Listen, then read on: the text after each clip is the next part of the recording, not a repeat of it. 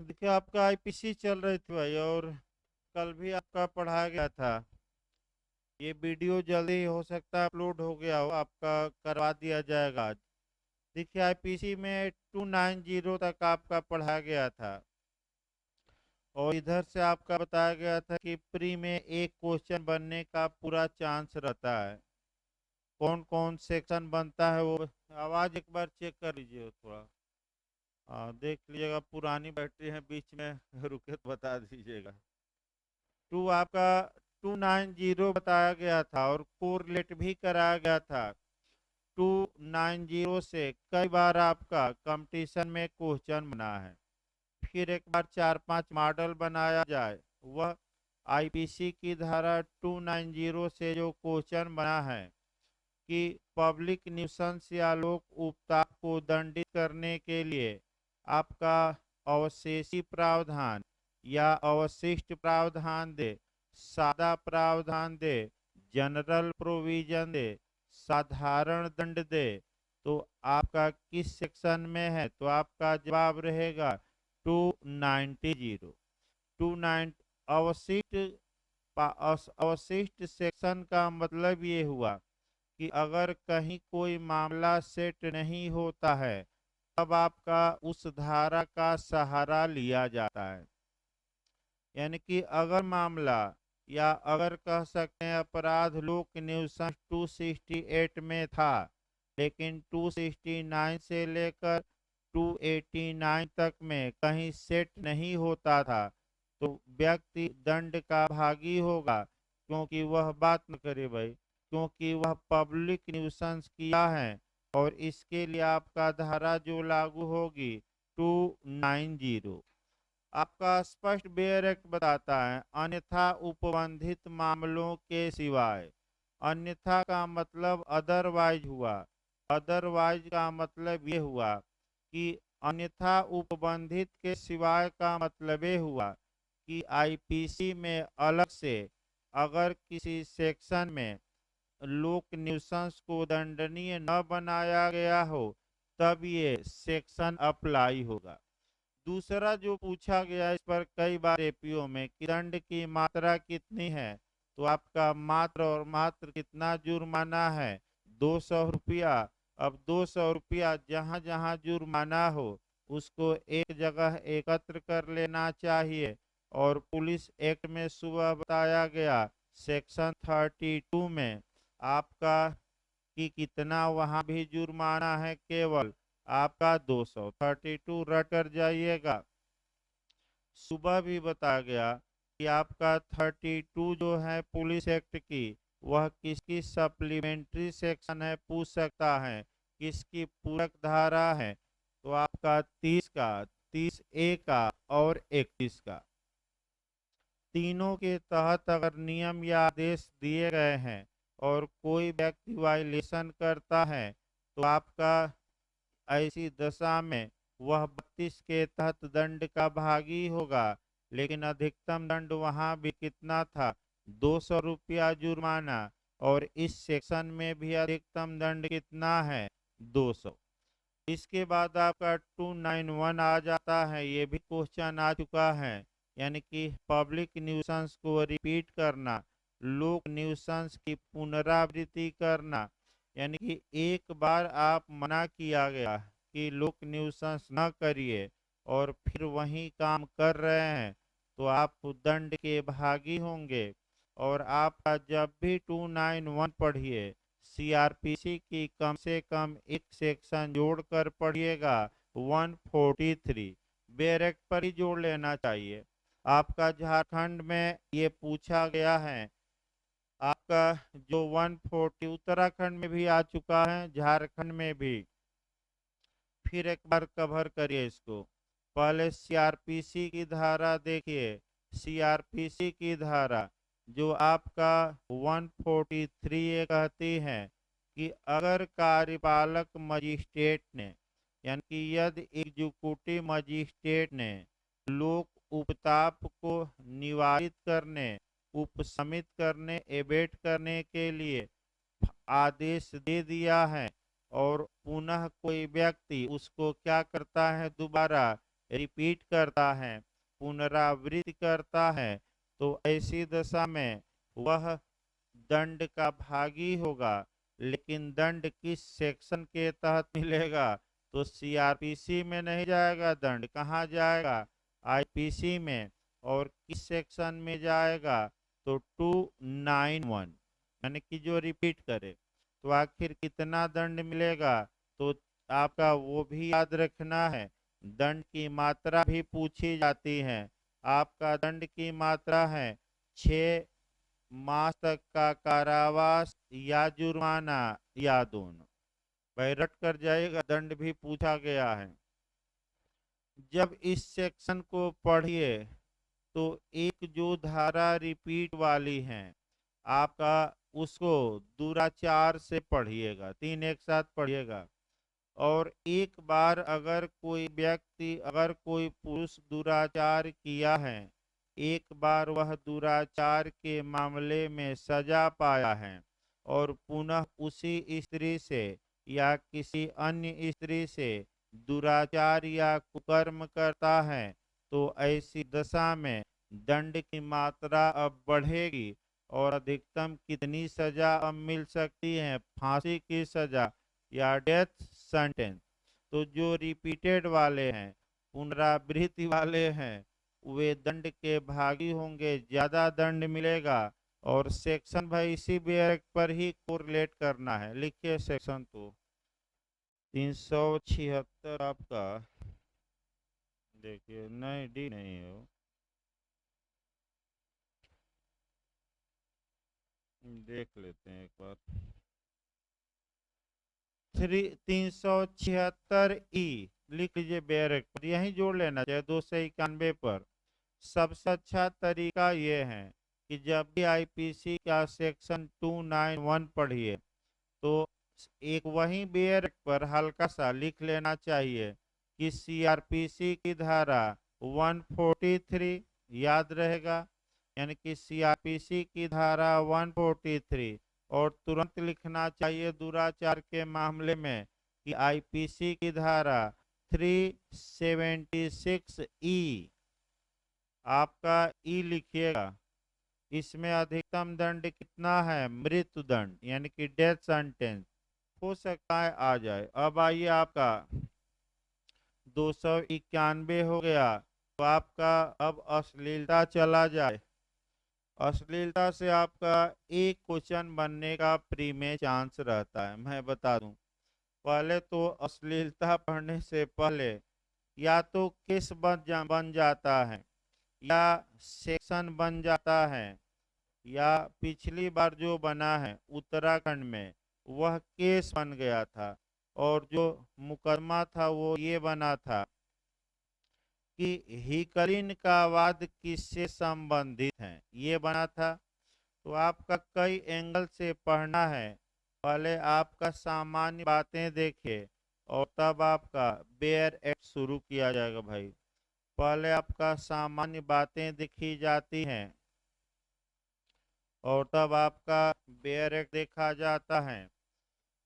देखिए, जब भी आप अश्लीलता को पढ़िए तो सबसे पहले उठाइएगा आपका आईपीसी की धारा 44। हम बता दें कौन सी धारा, आपका 44 उठाइएगा। इसके बाद आपका जो आईपीसी की धारा, मुख्य रूप से दो धारा पढ़नी है, और वह धारा है आपका 292 और 293। ये आपका पढ़ना है। इसके बाद आपका कुछ प्रावधान हम सीआरपीसी में भी बताएंगे।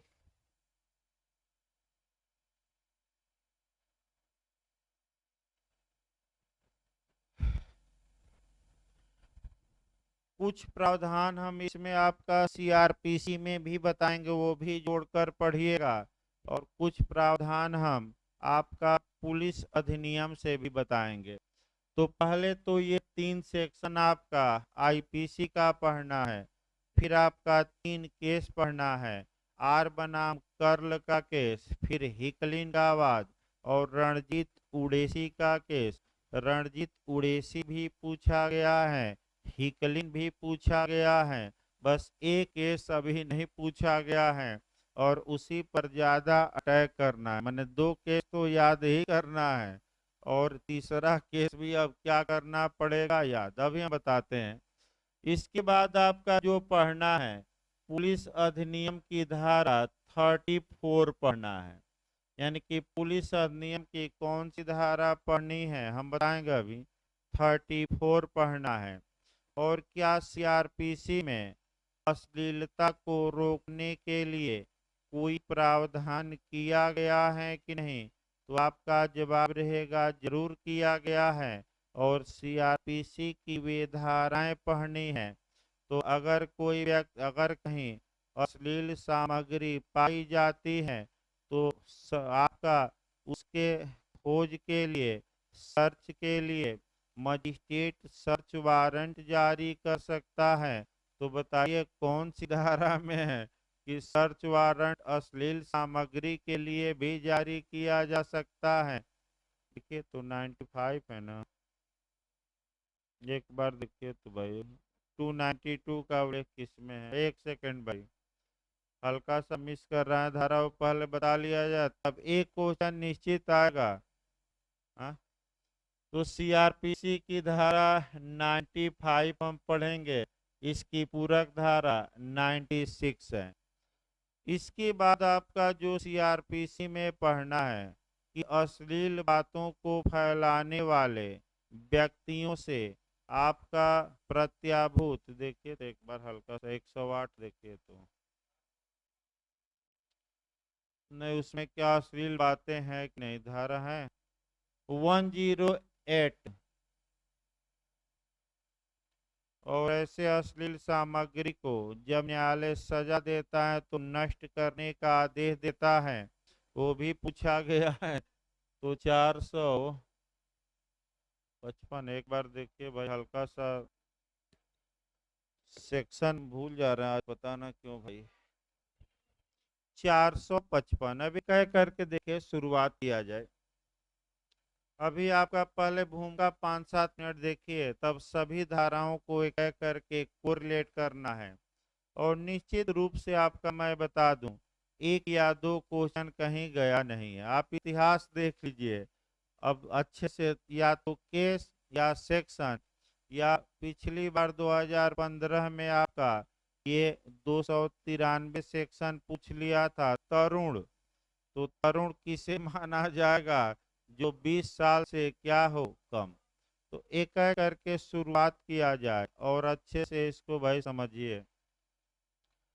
देखिए आपका आईपीसी में जो इंजरी या क्षति शब्द को परिभाषित किया गया है, वह आपका आईपीसी की धारा 44 में किया गया है। क्षति दो प्रकार की होती है, एक वैलिड और एक इनवैलिड। अगर क्षति या नुकसान या नुकसान कहिए या हानि कहिए, आपका अगर वैलिड है, वैध है, सही है, तो कानून उसे अपराध नहीं मानता। और अगर क्षति अवैध है, इनवैलिड है, उसी को आपका क्षति माना गया है। यानी कि क्षति दो प्रकार की हो गई, एक वैध एक अवैध। वैध क्षति को कानूनन क्षति नहीं माना जाता, जो अवैध क्षति है उसी को कानूनन क्षति माना जाता है। और आपका इसमें वैध क्षति के अच्छे उदाहरण आईपीसी की धारा 76 से लेकर 106 तक है। आपका एक उदाहरण वैध क्षति का बताते हैं, नुकसान हुआ लेकिन कानून से नुकसान मानता है कि नहीं, नहीं मानता। जैसे कि एक जल्लाद है, वह न्यायालय के निर्णय का पालन करते हुए एक कैदी को फांसी पर लटका देता है। जल्लाद ने क्षति कारित की, लेकिन ये क्षति कैसी है, वैध है कि अवैध है, वैध है, तो क्या इसे कानूनन क्षति माना जाएगा कि नहीं, नहीं।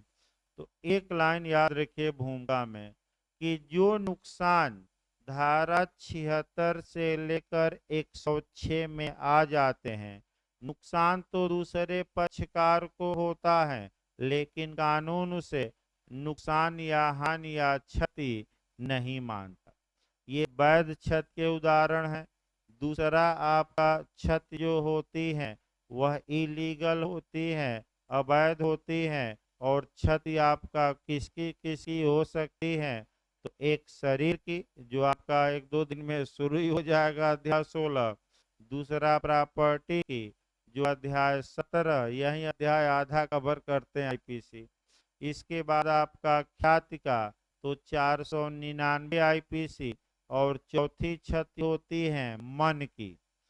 अब अगला क्वेश्चन जो नया बन सकता है कि ये जो अश्लील बातें हैं ये किस पर प्रभाव डालती हैं, किसको नुकसान पहुंचाती हैं? शरीर को तो पहुंचाई नहीं, संपत्ति को पहुंचाई नहीं, व्यक्ति के प्रसिद्धि को या ख्याति को पहुंचाई नहीं। अब आपका एविडेंस में भी पूछा जाता है यहाँ से, बताइए जो ख्याति है, जो करेक्टर है, वह फिजिकल फैक्ट है कि मेंटल फैक्ट है? बताया गया था ना। ख्याति दिखाई देती है कि नहीं? तो कौन सा फैक्ट हो गया आपका? कह सकते हैं कि ख्याति या प्रसिद्धि एक मेंटल फैक्ट है। और करेक्टर को रेलेवेंट बनाया गया है आपका सेक्शन 52 से लेकर 55 तक। तो अलग बात है कि एविडेंस में भी हल्का सा बताया गया। फिर आगे बढ़िए।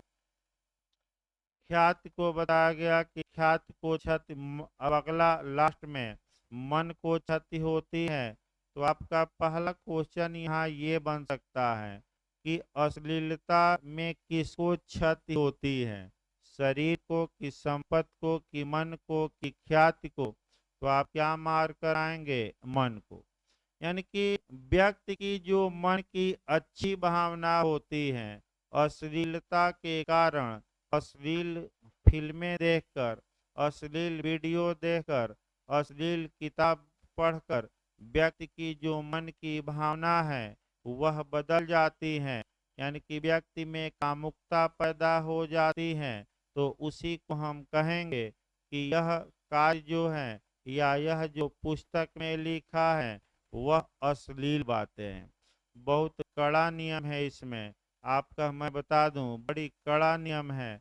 कड़ा नियम यह है कि अगर अश्लील सीडी पाई गई, किताब पाई गई, पुस्तक पाई गई, तो भले ही आप न जानते हो कि इस पुस्तक में अश्लील बातें लिखी गई हैं, फिर भी आप उस पुस्तक को रखने मात्र के लिए दोषी होंगे।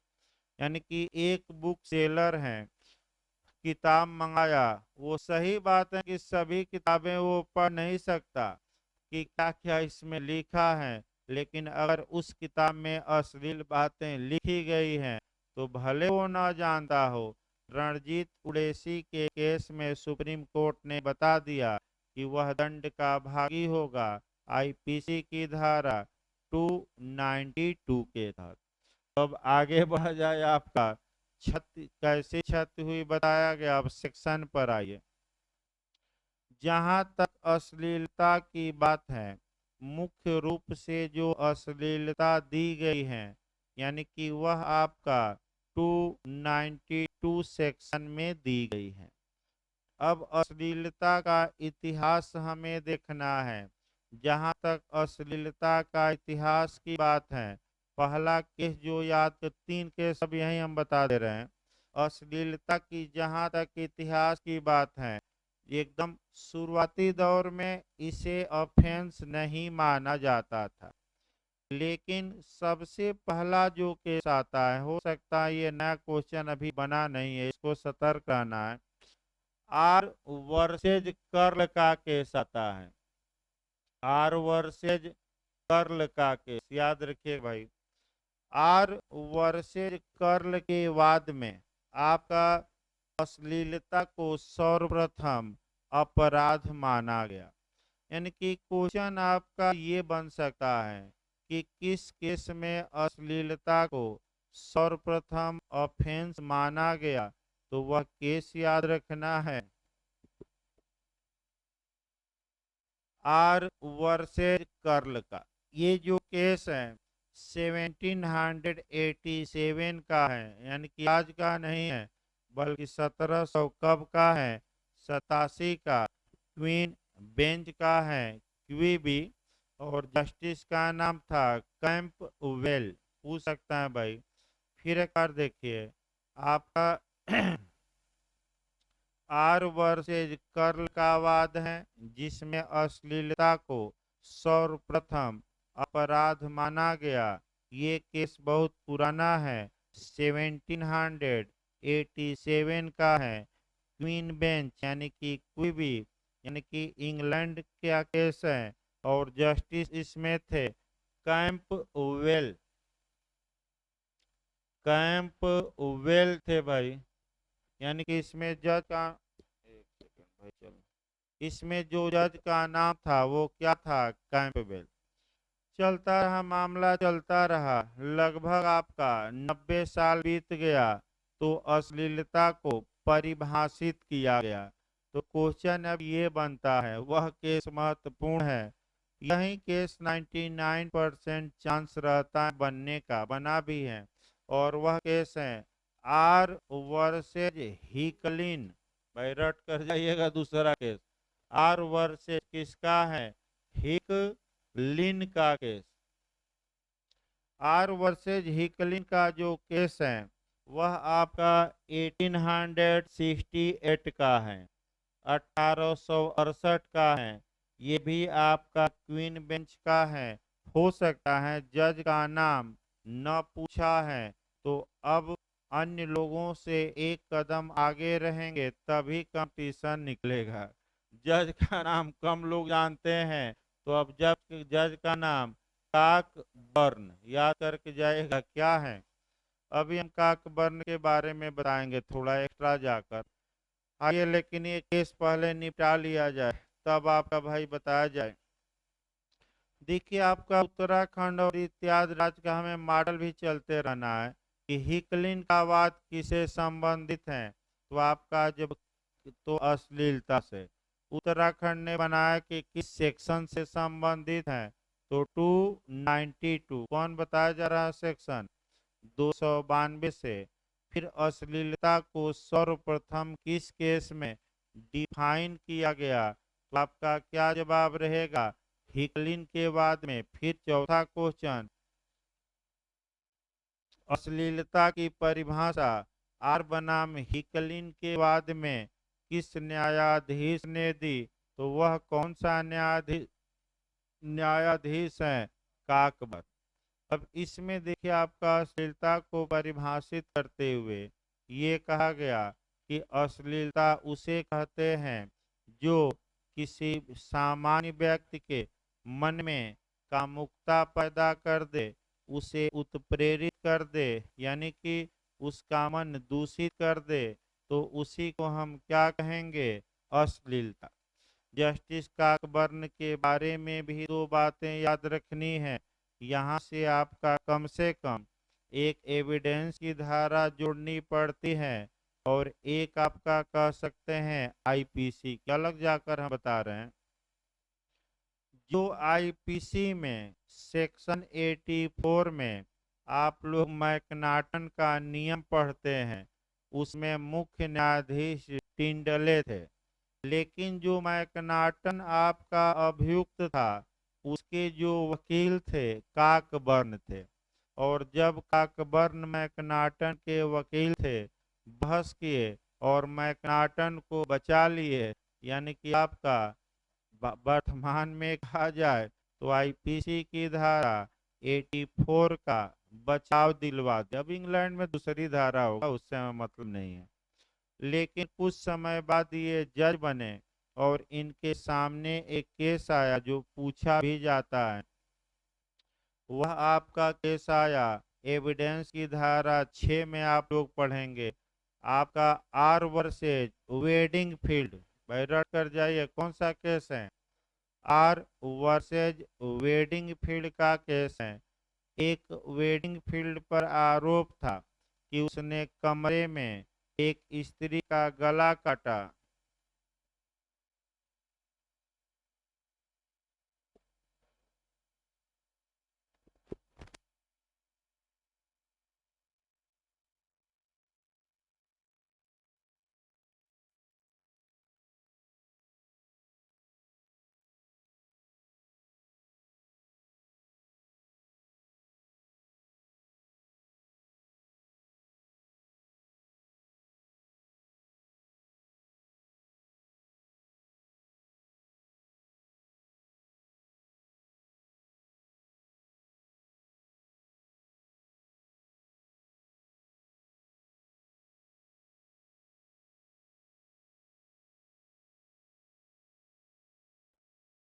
देखिए आपका इस केस में भी आपका जज काकबर्न थे।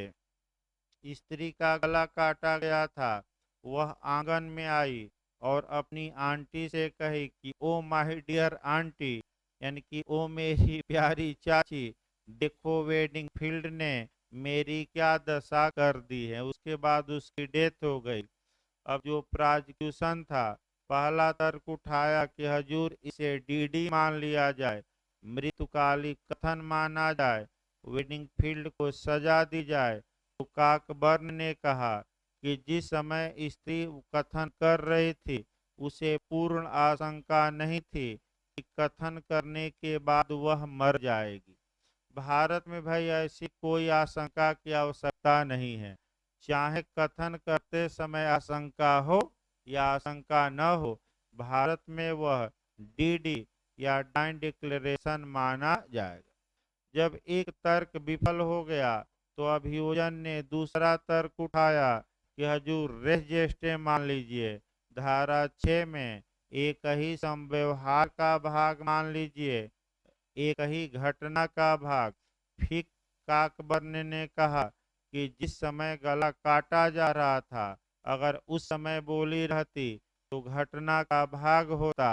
गला काटा गया पहले और बोली कब जाकर बाद, अतः एक ही घटना का भाग हम नहीं माने। भारत में दोनों नियम विपरीत हैं।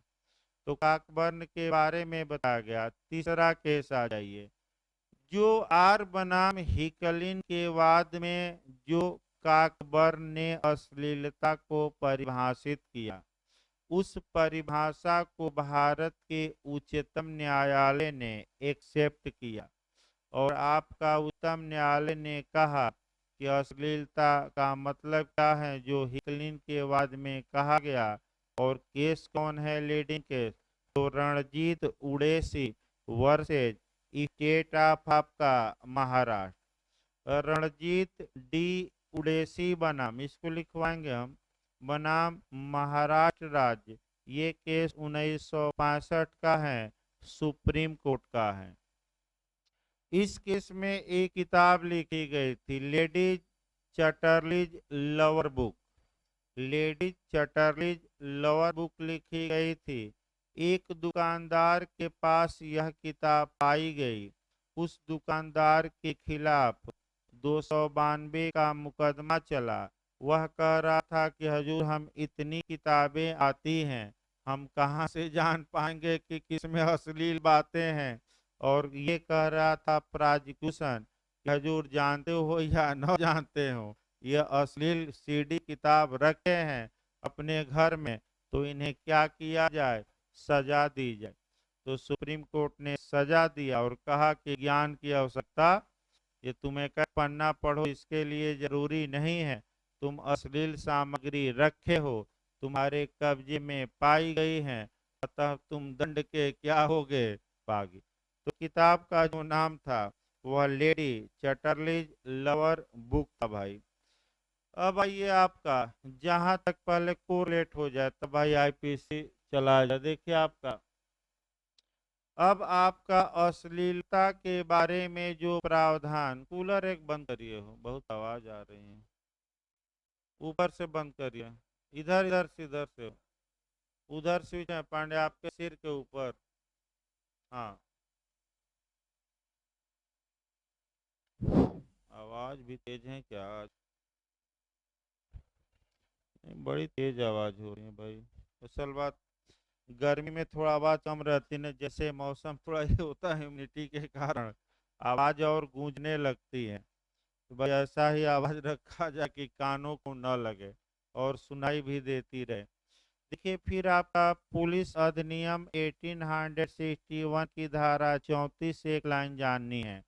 धारा 34 में 8 प्रकार के पब्लिक न्यूसेंस दिए गए हैं, जिसमें कि एक ये भी है कि अगर कोई अपने शरीर का अश्लील प्रदर्शन करता है तो पुलिस वारंट के बिना ऐसे व्यक्ति को क्या कर सकती है?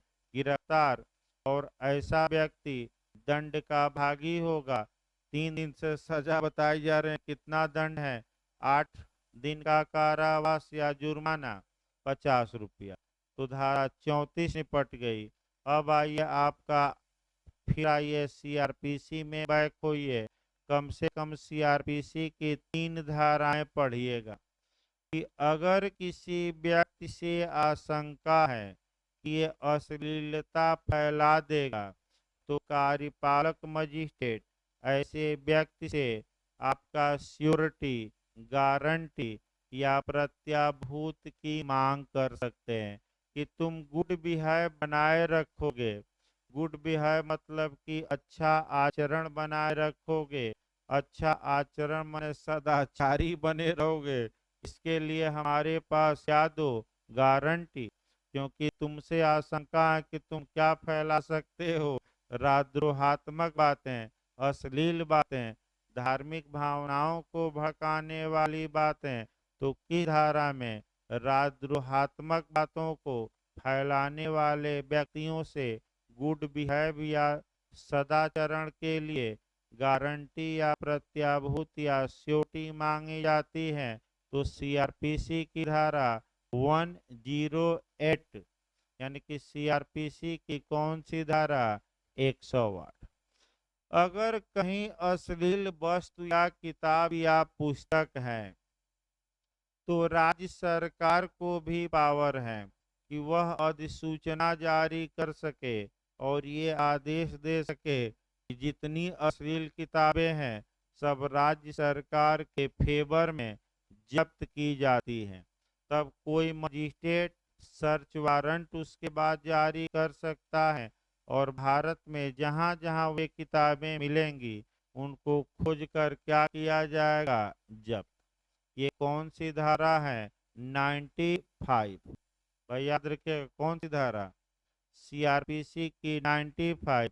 लास्ट में आपको 455 एक लाइन आ चुका है एपीयू में भाई, ये 455 सेक्शन आ चुका है। मान लीजिए कि लेडी चटर्लीज वाला ही देखा जाए। मान लीजिए कि रणजीत डी उड़ेसी था, उसके पास लेडी चटर्ली लवर बुक किताब मिली और अंत में न्यायालय ने ये माना कि ये किताब अश्लील है, तो किताब क्या क्या होगा, तो बताइए, क्या जज साहब घर ले जाएंगे, क्या होगा? तो किताब को नष्ट करने का क्या दिया जाएगा, आदेश। तो नष्ट करने का आदेश किस सेक्शन के तहत दिया जाता है, जो अश्लील किताबें हैं, अपमानजनक या मानहानि वाली किताबें हैं, सीडी हैं, पत्रिकाएं हैं, उनको नष्ट किए जाने का क्या दिया जाता है, आदेश दिया जाता है। तो ये आदेश न्यायालय देगा। आपका सेक्शन याद रखना है, पूछा जा चुका है, ये नहीं कि नहीं पूछा है। 455 में, यानी कि सीआरपीसी की 21 धारा में 455। इसी तर्ज पर एक क्वेश्चन आपका पुलिस एक्ट में पैरा से बनता है कि जो सामग्री अगर मिली है तो उनको 3 लोगों के समक्ष क्या किया जाता है, आपका नेस्ते नाबूद, नष्ट किया जाता है। अब वो अलग बात है, आगे देखिए। अब ये आपका सेक्शन में दम नहीं है, सेक्शन तो 5-5 मिनट का भाई। मेन आपका जो इसमें दम है मैं बता दूं, आपका भूमिका में ही दम था। सेक्शन तो आपका 5-5 मिनट में निपट जाएगा। देखिए आपका सेक्शन देखिए भाई, 292 अब निकाल लीजिए आपका, 292, अश्लील पुस्तकों आदि का विक्रय। तो उपधारा 2 के प्रयोजनार्थ किसी पुस्तक या पुस्तिका, कागज, लेख, रेखा चित्र, रंग चित्र, रूपण, आकृति या अन्य वस्तु को अश्लील समझा जाएगा। देखिए आपका, अगर यही सब बातें सोशल मीडिया पर आप करते हैं तो उसके लिए एक अलग कानून है। वह कानून इंफॉर्मेशन टेक्नोलॉजी एक्ट सन 2000, आईटी एक्ट सन 2000 है और उसमें भी तमाम सेक्शन अश्लीलता के बारे में है। हल्का सा मिस कर रहा है, सेक्शन याद नहीं आ रहा है, लेकिन आपका जैसे याद आएगा नहीं तो कल ढूंढ कर बताया जाएगा। उसमें अश्लीलता को हम कोरिलेट करके, एक कमी रह गई आज, तो उसको भी आपका बीच में कभी देखते हैं, कल या परसों खोज कर लाएंगे और सेक्शन बता देंगे। कि सोशल मीडिया पर करते हैं तो अलग आपका उसमें है। देखिए आपका, हाँ, आपका अश्लील समझा जाएगा यदि वह कामोद्दीपक है या कामुक व्यक्तियों के लिए रुचिकर है, या उसका, या कह सकते हैं उसकी किसी मद का प्रभाव समग्र रूप से विचार करने पर ऐसा है जो उन व्यक्तियों को दुराचारी या भ्रष्ट बनाए, जिनके द्वारा उसमें अंतर्विष्ट या समाविष्ट विषय पढ़ा जाना, देखा जाना या सुना जाना सभी सुसंगत परिस्थितियों को ध्यान में रखते हुए संभाव्य है। यानी कि कुल मिलाकर एक लाइन रहा कि किसी पुस्तक में, कार्टून में, टीवी में, कोई भी हो, अगर ऐसी बातें हैं जो व्यक्तियों के लिए आपका कामुकता पैदा करे या उनको दुराचार की ओर ढकेले या भ्रष्टता की ओर ढकेले, तो ऐसी दशा में उस पुस्तक, कार्टून, चित्र इत्यादि में जो बातें हैं, ये माना जाएगा कि वो कैसी बातें हैं, अश्लील बातें। और ऐसी दशा में आपका व्यक्ति दंड का भागी होगा। पहली बार अपराध करने पर आपका 2 वर्ष का कारावास या 2,000 रुपया जुर्माना, नहीं, 2 वर्ष का कारावास नीचे दिया है भाई आपका, 2 वर्ष तक का कारावास और 2,000 रुपया तक का जुर्माना। और फिर आपका कुत्ते की दिम हो गया, यानी कि रिपीट कर दिया अपराध को, यानी कि एक बार अश्लीलता के लिए दंडित हुआ और वहीं अपराध क्या कर दिया दोबारा। तभी तो लोक न्यूसेंस में बता गया कि एक बार अपराध किया, देखिए थोड़ा बहुत आपका कमी रह गई भाई, फिर एक बार बताया जाए, फिर बैक आना पड़ेगा। इतना भाई आदमी प्रयास करता है तब भी कभी काल 1-2 पॉइंट छूट जा रहा है। देखिए आपका बताया गया 291, इसी से जोड़ा गया था। फिर एक बार बैक हम एक लाइन होते हैं, सीआरपीसी की धारा 143 दुराचार के मामले में जो रिपीट किया है आपका 376 की, इसी के साथ आपका 292 भी पढ़ना है कि अगर एक बार अश्लील किताब छापा या बेचा या अश्लील किताब लिखा या रखा है, जो भी हो, और वह पकड़ा गया, पहली बार सजा पाया, पुनः जाकर वही अपराध करता है, तो जब रिपीट करता है तो दूसरी बार, पहली बार में सजा कितनी है, 2 साल का कारावास और कितना जुर्माना, 2,000। लेकिन अगर रिपीट करता है तो हमेशा याद रखिए वही अपराध रिपीट करने पर दंड की मात्रा क्या होती है, बढ़ती है, और आपका यहाँ भी बढ़ेगी। तो एक रिपीट करना आदमी भूल गया जो बार बार पूछा जाता है, और वह आपका 307 का सेकेंड पैराग्राफ, जो लोग गलत करके आते हैं ज्यादा, 307 का सेकेंड पैराग्राफ भी आपका बहुत अच्छा क्वेश्चन बनता है, और ज्यादा लोग इस क्वेश्चन को समझ नहीं पाते और गलत करके ही आते हैं। शब्द पर ध्यान देना है।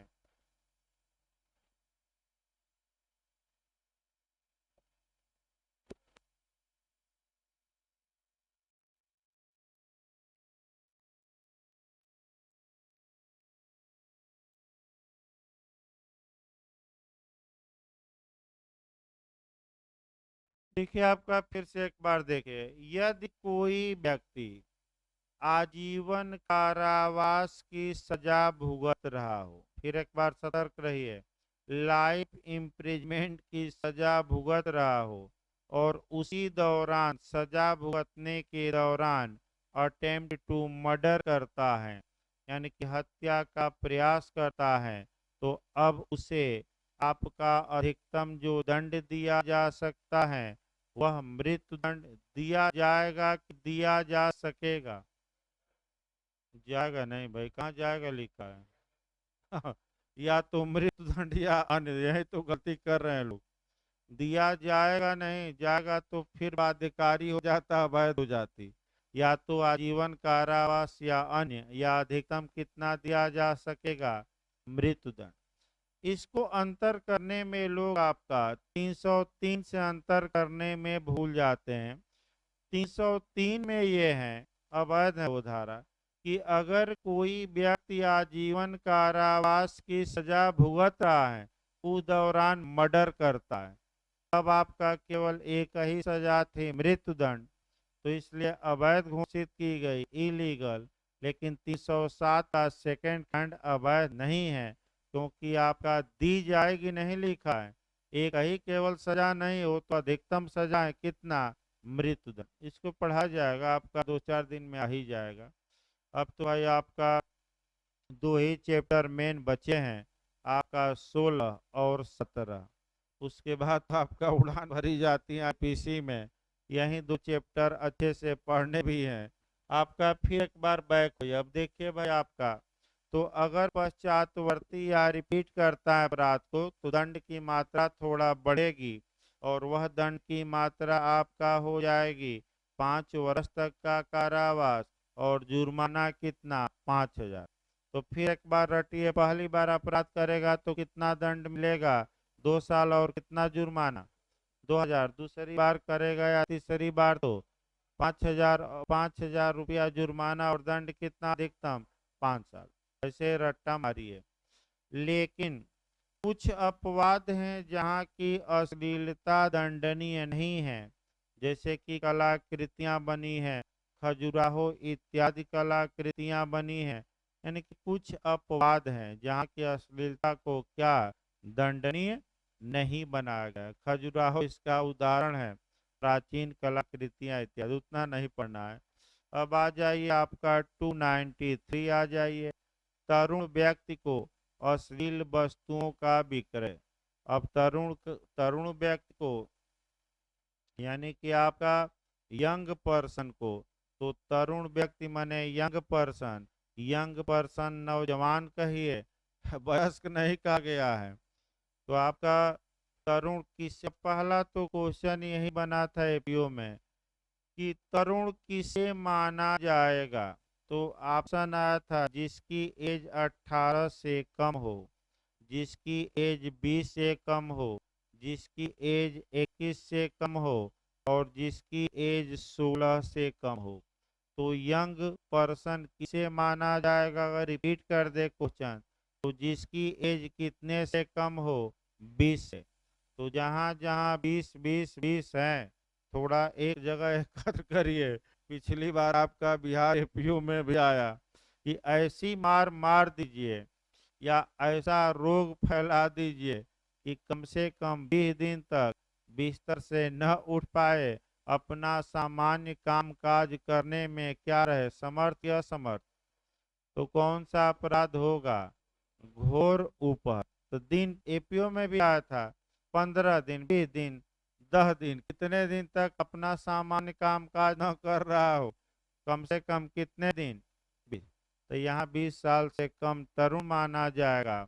वहाँ इतना मार मार दीजिए कि 20 दिन तक बिस्तर से न उठे, भले पैर और न टूटा हो, तो वह क्या माना जाएगा, घोर उपहत, ग्रीवियस हर्ट माना जाएगा।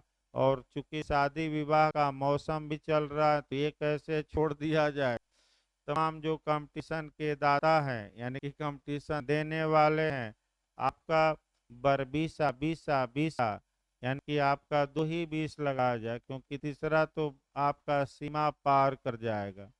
अब तीसरा आएगा तो सलमान खान का आ जाएगा भाई। कंपटीशन वालों के लिए 2 ही लगाया जाए, बरबीसा यानी कि 20 साल। अब फिर वर मने आपका, भाई समझ रहे हैं कि नहीं आप लोग, न है किसी को तो बता दीजिएगा, दुल्हा, न है तो दुल्हा राजा कहिए, भाई राजा लगाना जरूरी है। तो बरबीसा तो 1 20, अब फिर बरबीसा तो 2 20, तो 20 20 जोड़ दीजिए तो कितना हो गया, 40। तो वैसे भी अमूमन 40 साल बीत ही जा रहे हैं, 35 से 40। तो आपका आयोग बता ही रहा है, बिहार एपीओ भी बता रहा है 2-4 साल।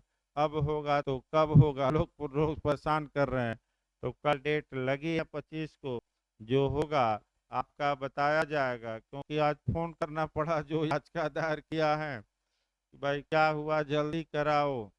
तो सितंबर अक्टूबर में बता रहा था कि चांस है, और 1 माह कोर्ट बंद रहेगी लगभग, तो उसके बाद कह रहा था कि हम लोग लगेंगे। वहीं सितंबर अक्टूबर तक मेंस होने का कुछ संभावना दिख रही है। हम कहे कि लग रहा है 2023 चला जाएगा, 22 में तो संभव नहीं दिख रहा, लेकिन आशा है कि लास्ट तक होगा। जो आज अब कल बताएगा क्या हुआ क्या नहीं। आगे देखिए भाई आपका, तो आपका अगर तरुण को यानी कि बालकों को आप अश्लील सामग्री दिखाते हैं, बेचते हैं, वितरित करते हैं, तो दंड की मात्रा थोड़ा क्या होगी आपका।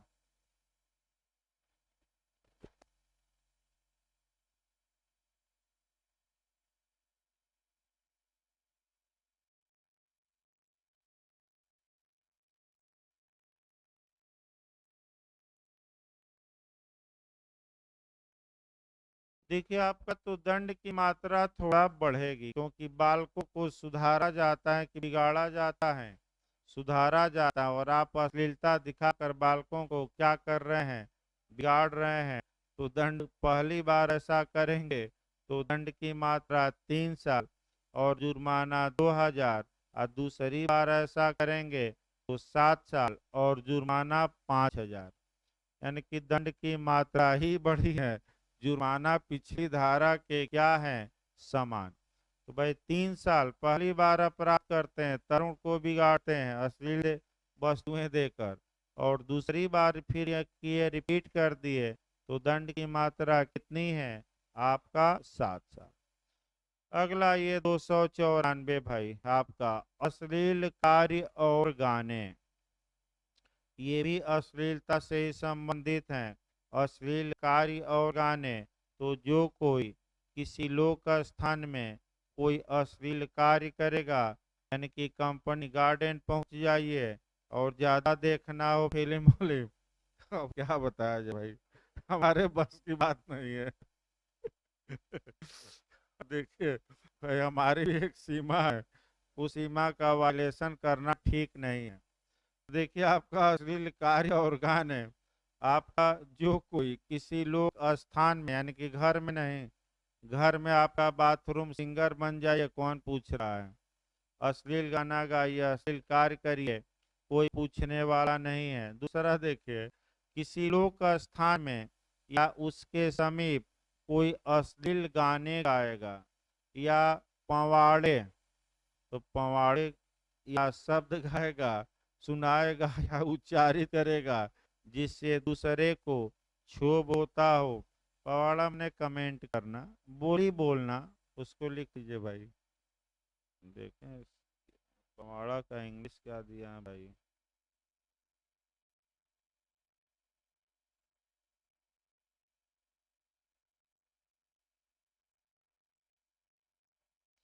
वही आपका मैंने बुरे शब्दों का उल्लेख करना, आपका कमेंट बाजी भी कर सकते हैं। शब्द गाएगा, सुनाएगा, उच्चारित करेगा, तो वह दंड का भागी होगा। दंड बहुत कम है, 3 मास तक का कारावास या जुर्माना या दोनों। इसको जोड़ लीजिएगा एंटी रोमियो स्क्वाड से, कि जहां जहां ये सब आपका किया जाएगा, वहां वहां एंटी रोमियो स्क्वाड यानी कि बाबा के जो ये बैल हैं, ये क्या करेंगे, पहुंच जाएंगे। भाई बैल नहीं है भाई, फिर शब्द वापस लिया जा रहा है, क्योंकि लगातार ऑनलाइन चल रहा है, तो भाई शब्द को वापस लिया जा रहा है। ये जो बाबा की पुलिस है क्या करेगी। भाई ज्यादा ये सब कार्य देखना हो तो ज्यादा आप भारद्वाज पार्क चले जाइए, देख सकते हैं भाई। आपका अगली धारा देखिए, 294 लॉटरी कार्यालय रखना।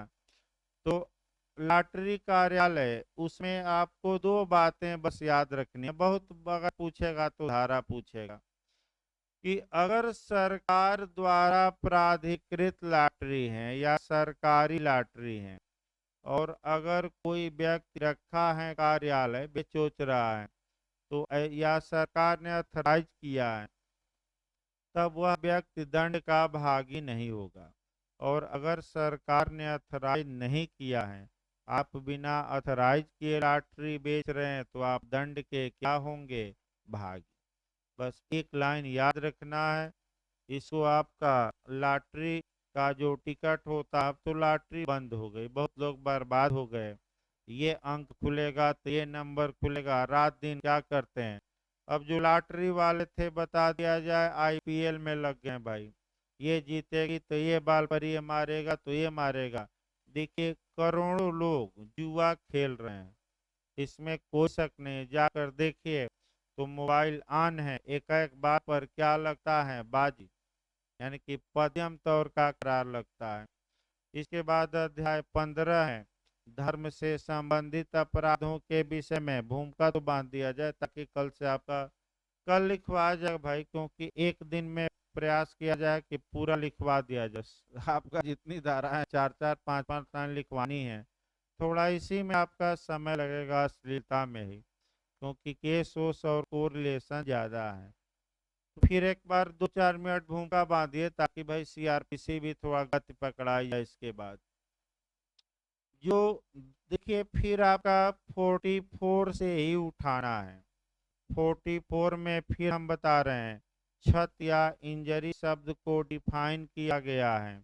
इंजरी दो प्रकार की हो सकती है, एक वैध जिसे क्षति नहीं मानता कानून, जो 76 से 106 तक में आती है, और दूसरा अवैध जिसे कानूनन क्षति माना गया है। तो अवैध क्षति पहुंचाई जा सकती है किसको? शरीर को या संपत्ति को या ख्याति को या मन को। किसको पहुंचाई जा सकती है? मन को भी। तो ये जो धर्म से जो अश्लीलता थी वो किस पर प्रभाव डालती थी? अच्छे मन को किस में कन्वर्ट कर देती थी? बुरे मन में। तो जो ये धर्म संबंधी अपराध हैं, ये व्यक्ति के शरीर पर प्रभाव नहीं डालते, ख्याति पर नहीं, संपत्ति पर भी नहीं। ये व्यक्ति के मन की जो धार्मिक भावना है उस पर इफेक्ट डालते हैं। और पूरे विश्व में दुर्भाग्य कहिए कि पूरे विश्व में इस समय भारत सहित, भारत भी अछूता नहीं है, पूरे विश्व में ये देखने को मिल रहा है कि जो धर्म के प्रति लोगों को एक दूसरे के प्रति उदारता बरतनी चाहिए, तो वर्तमान समय में इसका रिवर्स गियर चल रहा है और लोग कटुता और आपका उन्माद और एक दूसरे की धर्म की बुराई ज्यादा करते हैं। तो कानून ये कहता है कि आप अपने धर्म का पालन करिए, लेकिन ऐसा कुछ कार्य न करिए जिससे कि दूसरे की धर्म की भावनाएं क्या हो? आहत हो। और यही पूरे विश्व में नहीं हो रहा है। एक दो उदाहरण देखिए, ऑस्ट्रेलिया का, स्वीडन का। आज स्वीडन में एक व्यक्ति पैगंबर साहब का कार्टून बना दिया, हल्ला पूरे विश्व में हुआ। ऑस्ट्रेलिया फ्रांस में ये सब हुआ तो जाकर दो चार लोगों को क्या किए? ठोक दिए आपका। तो बहुत तेज ये भावनाएं भड़कती हैं। कसाब का उदाहरण देख सकते हैं, इसमें कोई शक नहीं जो आतंकवादी था। मैंने तमाम उदाहरण विद्यमान हैं। आपका धर्म के आधार पर देश बट जाते हैं, ये तो कानून ही है। तो उतना ज्यादा भूमिका बांधना संभव हमारे लिए नहीं है। एक इशारा किया गया कि धर्म से संबंधित जो अपराध हैं वो किस पर इफेक्ट डालते हैं? मन पर। तो आपका जो लास्ट क्वेश्चन इसमें बनता है कि लाश के साथ दुराचार करना या लाश को मारना या आपका अंतिम संस्कार में बाधा डालना, अधजली लाश को लेकर भाग जाना, तो आपका किस सेक्शन में आएगा? बहुत विवादित क्वेश्चन है। और जो एक बार आपका जो बना था क्वेश्चन आपका एचजेएस में बिहार में, कि एक व्यक्ति बी की हत्या, बी को जाता है गोली मारता है और बी पहले ही मर चुका है, तो कौन सा अपराध हुआ? जो बिहार ने आंसर निकाला, हम भी खोज रहे हैं, अभी सटीक कहीं किताब में मिला नहीं, हम भी खोज रहे हैं एकदम कि क्या होगा। लेकिन जो बिहार एचजेएस में निकाला ये इसका आंसर, वह 297 आईपीसी माना, यानी कि लाश के साथ क्या करना? छेड़छाड़। लेकिन अभी भाई देखिए सटीक ठीक, आयोग ने माना तो हम भी मान रहे हैं, लेकिन हमें भी अभी पूरी तरह इस बात पर कंफर्म नहीं है कि यही अपराध होगा। इसको खोजा जा रहा है। आपको भी प्रमाण मिले तो हमारे व्हाट्सएप पर कम से कम कोई केस वोस मिले। हम भी कई किताब देखे, लेकिन ये जो मेन पॉइंट है ये मिस कर दिया है। ये जो मेन पॉइंट है ये क्या कर दिया है, एक 511 या 307 में भी जा सकता है, लेकिन संभावना बनी रहती है कि हत्या का प्रयास होगा कि 297 में। तो फिर एक बार खोदते हैं, तो रेस्ट 15 मिनट का रहेगा भाई, फिर सीआरपीसी चलेगी। 162 लोग बार बार कह रहे हैं कि फिर बताया जाए, तो हल्का सा बताकर तब आगे बढ़ा जाएगा, ज्यादा नहीं भाई, क्योंकि अब कई बार रिपीट किया जाए। तब 15 मिनट बाद क्लास चलेगी अभी वो।